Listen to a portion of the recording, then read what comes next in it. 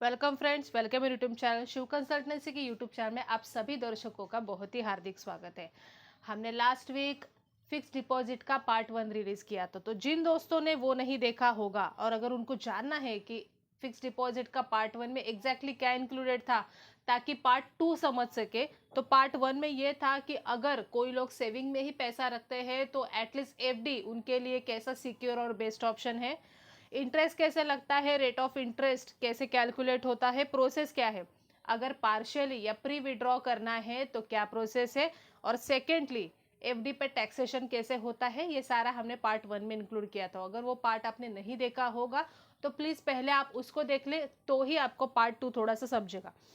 Part 2 में हम बता रहे सिर्फ सोसाइटी के बारे में, क्योंकि पार्ट 1 तो जेनरिक था, अगर वो इंडिविजुअली भी अप्लाई करते हैं तो वो सेम एप्लीकेबल होता है, सोसाइटी के लिए भी सेम एप्लीकेबल होता है। अभी पार्ट 2 में कैसा है कि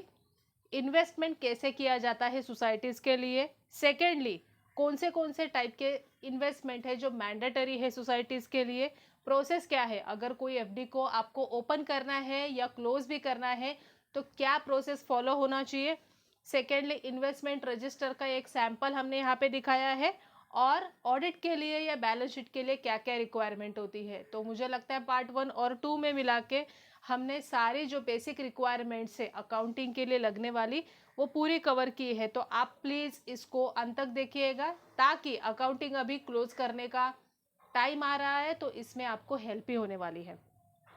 तो सबसे पहला क्वेश्चन है कि कैसे कैलकुलेट होता है सोसाइटीज़ के लिए एफडी। तो जब भी आपका ये बिल्स बनता है, आइदर वो मंथली हो आइदर वो क्वार्टरली हो, तो उस केस में हर एक हेडिंग के अगेंस्ट कलेक्शन होता है। जैसे सिंकिंग फंड है, रिपेयर फंड के अगेंस्ट होता है, सर्विस चार्जेस पार्किंग है वो तो यूज हो जाता है, बिकॉज वो सारे आपके डे टू डे जितने भी एक्सपेंसेस है उसमें वो फंड यूज हो जाता है।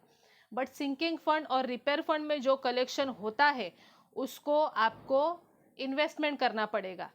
इन्वेस्टमेंट ऐसे करना पड़ेगा कि सपोज आपका जितना भी अभी कलेक्शन हो रहा है, अभी इस केस में आपका सिंकिंग फंड में या जो मैंने आपको बिलिंग का फॉर्मेट दिखाया था वो क्वार्टरली था, तो क्वार्टरली में आपका सिंकिंग फंड में हो रहा है हर क्वार्टर में 3,000 और रिपेयर में हो रहा है हर एक बार 6,000। तो इट मीन्स आपका एक पूरे साल में 12,000 हो रहा है सिंकिंग फंड के अगेंस्ट, और रिपेयर फंड के अगेंस्ट हो रहा है 24,000। तो ये दोनों भी आपको एफडी करवाने पड़ेंगे। एफडी कैसे करवाने पड़ेंगे, तो ये 12,000 जो है दैट इज मैंडेटरी, जो भी आपका कलेक्शन पूरा हुआ है सिंकिंग फंड का वो आपको उठा के उसका एफडी करवाना पड़ेगा। रिपेयर फंड में कैसा है कि रिपेयर फंड में अगर आपने पूरे साल भर में जितना भी कलेक्शन हुआ, सपोज मैंने जो यहाँ पे दिखाया था कि 24,000 जो कलेक्शन हुआ है, तो अगर वो यूज नहीं हुआ है तो आप पूरा अमाउंट रख सकते हैं, और अगर यूज हुआ है तो इसका पार्शियल अमाउंट जितना भी बचा है वो सारा एफडी में डालना पड़ेगा। अभी थर्ड जो इन्वेस्टमेंट टाइप है इसमें वो ऐसा है कि अगर आपके बैलेंस शीट में जब भी आप एंड ऑफ द ईयर इस बैलेंस शीट को क्लोज करते हो और वहाँ पे प्रॉफिट दिखता है, तो वो प्रॉफिट का जो 25% है वो एज पर अकाउंटिंग रूल 25% को आपको रिजर्व फंड में डालना पड़ेगा। ये कितना भी अमाउंट हो सकता है, आपको अभी अकाउंटिंग जब भी कंप्लीट होता है तभी आपको देखना पड़ेगा कि आपकी सोसाइटी प्रॉफिट अभी बना रही है कि लॉस में चल रही है। दोनों का पिक्चर आपको अकाउंटिंग कंप्लीट होने के बाद क्लियर हो जाएगा। लेकिन अगर आपका प्रॉफिट दिखता है सोसाइटी का तो 25% पक्का उसको रिजर्व फंड में डाल दीजिएगा। नेक्स्ट आता है कि प्रोसेस हमने पूछी थी आपको, एफडी के लिए क्या स्टेप्स है। तो एफडी अगर आपको कोई भी ओपन करनी है तो क्लोज करनी है, वो दोनों में क्या स्टेप्स है वो आपको पता चलेगा। अभी फर्स्ट स्टेप है कि अगर कोई नई एफडी स्टार्ट करनी है तो इसके लिए सबसे पहले तो मैनेजिंग कमेटी में इसका डिस्कशन होना ज़रूरी है, और डिस्कशन होने के बाद जो भी स्टडी की है, मतलब कौन से बैंक में रेट ऑफ इंटरेस्ट अच्छा है, कितने महीने के लिए रखना है, कितना अमाउंट रखना है, ये आपका पूरा अगर फिक्स हो जाता है और बाकी के बेनिफिट भी देख लिए जाते हैं, तो पहले तो ये डिसीजन को आपको अप्रूव करवाना पड़ेगा मैनेजिंग कमेटी में। सेकेंड स्टेप ये आता है कि फिर आपका जो भी अकाउंटेंट है या मैनेजर है या खुद एमसी भी जाके बैंक से फॉर्म कलेक्ट करके फिर उसमें जो भी आपके डिटेल्स है उसको फिलअप करना पड़ेगा, और उसमें डिटेल्स डालने ज़रूरी है कि एग्जैक्टली आपको कितना दिन के लिए रखना है, फिर ऑटो रिन्यूअल रखना है क्या, और फिर आपको, जैसे मैंने पार्ट 1 में बताया था कि आपको इंटरेस्ट कैसे चाहिए, आफ्टर मैच्योरिटी चाहिए या फिर आपको क्वार्टरली चाहिए, ये सारे डिटेल्स को आपको टिक करना पड़ेगा जब भी आप फॉर्म फिलअप करते हैं। ये बहुत ही इंपॉर्टेंट है ताकि आप में और बैंक में वो क्लैरिटी रह सके कि एग्जैक्टली आपके रिक्वायरमेंट क्या है। अभी कैसा है कि अगर आपको बाद में पार्शियल या प्री विड्रॉ करना है तो उस केस में भी आपको एक फॉर्म फिलअप करना है जिसमें आपको बैंक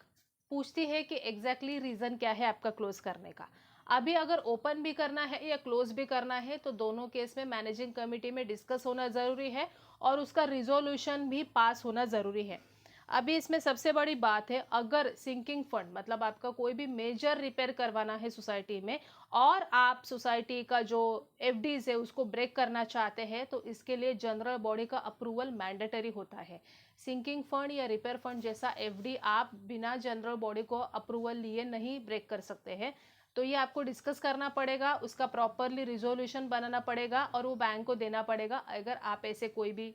स्टेप्स लेने जा रहे हो तो। नॉर्मली ऐसा है बायलॉज में कि अगर 1 लाख के ऊपर आप कोई भी खर्चा करेंगे तो आपको जनरल बॉडी का अप्रूवल मैंडेटरी है। अगर विद इन 1 लाख आप कोई खर्चा कर रहे हो सोसाइटीज के किसी काम के लिए तो उस केस में आप मैनेजिंग कमेटी का डिसीजन ले सकते हो, बट उसमें भी अगर वो बड़ी सोसाइटी है तो, छोटी सोसाइटी है लेस देन 50 मेंबर्स वगैरह तो उस केस में आपको जनरल बॉडी का अप्रूवल ही मैंडेटरी हो जाता है। अभी ये सब होने के बाद जब भी आपके एफडीज के रिसिट बनते हैं या आते हैं बैंक से, वो सारा आने के बाद तो आपको इन्वेस्टमेंट रजिस्टर बनाना पड़ेगा। अभी इन्वेस्टमेंट रजिस्टर में कैसा है, जो भी आपने कलेक्शन किया था, जो हमने स्लाइड 3 में देखा था कि आपका पूरे during the year sinking fund का कलेक्शन कितना हुआ, रिपेयर फंड का कलेक्शन कितना हुआ, वो आपको लेफ्ट साइड के पेजेस पे लिखना पड़ेगा। और आपने उसके सामने फिक्स डिपॉजिट कितना किया उसका आपको डिटेल डालना पड़ेगा सेकेंड वाले पेज पे। मतलब आपको एक साइड दिखेगा आपका कलेक्शन, एक साइड दिखेगा आपका डिपॉजिट। आप इसको रजिस्टर में भी बना सकते हैं। यूजुअली 90% रजिस्टर में ही प्रिपेयर किया जाता है, मतलब मैं फिजिकल रजिस्टर या एक्चुअल रजिस्टर के बारे में बात कर रही हूँ। लेकिन अगर कोई सोसाइटी सारा ऑनलाइन ही रखती है तो उस केस में वो एक्सेल को भी यूज कर सकती है, या अगर उनके पास कोई सॉफ्टवेयर है तो उसमें भी ये इन्वेस्टमेंट रजिस्टर को वो लोग बना सकते हैं। फॉर्मेट अगर आपको दिख रहा होगा इस केस में तो कैसा है कि इसमें सिंकिंग फंड में कितना कलेक्शन है वो आपको सेपरेटली दिखाना पड़ेगा, रिपेयर में कितना है और आपने कितना पैसा रिजर्व में रखा है, इसका टोटल भी दिखेगा आगे जाके, बिकॉज ये सारा बैलेंस शीट के लिए बहुत ही ज़रूरी होता है। तो जब भी आप बैलेंस शीट में रिफ्लेक्ट करने जाओगे तो कलेक्शन कितना हुआ और डिपॉजिट कितना हुआ, ये जैसा इन्वेस्टमेंट रजिस्टर में इंपॉर्टेंट है वैसा ही बैलेंस शीट में। अभी आते हैं कि एग्जैक्टली ऑडिट की रिक्वायरमेंट क्या होती है और बैलेंस शीट की रिक्वायरमेंट क्या होती है। तो जब भी आप अकाउंटिंग को क्लोज करने जाते हो, बिकॉज अभी 31 मार्च तो हो चुका है, तो आपको 6 महीने में पूरा अकाउंटिंग को कंप्लीट करना है और ऑडिट भी करवाना है और 30 तारीख के पहले, 30 सितंबर के पहले एजीएम भी करवाना है। तो ये सारा करने के लिए आपको क्या करना पड़ेगा कि जहाँ पर भी आपने आपके इन्वेस्टमेंट रखे हैं तो वहाँ पे आपको बैंक को एक रिक्वेस्ट लेटर देना होता है जिसमें आपको एक एक्रूड इंटरेस्ट सर्टिफिकेट मिलता है, जो मैंने फोटो में दिखाया है उस तरीके का होता है। यह एक्रूड इंटरेस्ट सर्टिफिकेट में बैंक दिखाती है कि आपने जितना भी इन्वेस्टमेंट अभी बैंक में जितने भी डिपॉजिट रखे हैं उसके सामने कितना टीडीएस कटा है, कितना आपको इंटरेस्ट मिला है, ये दोनों डिटेल आपको मिल जाएंगे। ये आपको प्रॉपरली लेना है, बिकॉज आपका ऑडिटर या आपका अकाउंटेंट दोनों भी जब ये अकाउंटिंग क्लोज करने जाते हैं, जब ये फाइनेंशियल ईयर को क्लोज करने जाते हैं तो उनको ये सारी चीज़ें लगती है। जब भी आपका एफडीआर स्टेटमेंट आपके बैलेंस शीट में भी बनता है तभी आपको आपका अकाउंटेंट भी दिखा देता है कंप्लीटली कि आपका इन्वेस्टमेंट के सामने कितना इंटरेस्ट कटा है, कितना टीडीएस कटा है, और बैंक इसका आपको टीडीएस फॉर्म भी देती है, जो मैंने पार्ट 1 में भी बताया था। तो ऐसा है ये डिटेल में वीडियो कि एफडी एग्जैक्टली क्या है, उसको कैसे डिपॉजिट करना है, कैसे वेरियस टाइप्स के इन्वेस्टमेंट सोसाइटीज करती है और उसको कैसे मेंटेन करना है। अगर इस दोनों वीडियो से रिलेटेड भी आपको कोई भी क्वेश्चन है तो आप हमें कमेंट बॉक्स में डाल के पूछ सकते हैं। अभी अकाउंटिंग ईयर को कंप्लीट करने का टाइम आ चुका है, बिकॉज आपका अकाउंटिंग अभी रनिंग फेज में शुरू हो जाना चाहिए। यूजुअली वो अगर आपका जून तक खत्म हो जाता है तो आप जुलाई में भी एजीएम को कंडक्ट करवा सकते हैं। तो अगर इस वीडियो से रिलेटेड कुछ भी क्वेश्चन है तो कमेंट बॉक्स में डाल के पूछे। छोटी सी रिक्वेस्ट, पहली बार अगर आप हमारे चैनल पे आए होंगे तो हमारे चैनल को सब्सक्राइब करना ना भूलिए और बेल आइकन को भी प्रेस करना ना भूलें। और एक रिक्वेस्ट, अगर आप कोई भी टॉपिक चाहते हैं कि हम आपने हमारे वीडियोस में इंक्लूड करें तो वो भी आप हमें सजेस्ट कर सकते हैं। तो थैंक यू फॉर वॉचिंग।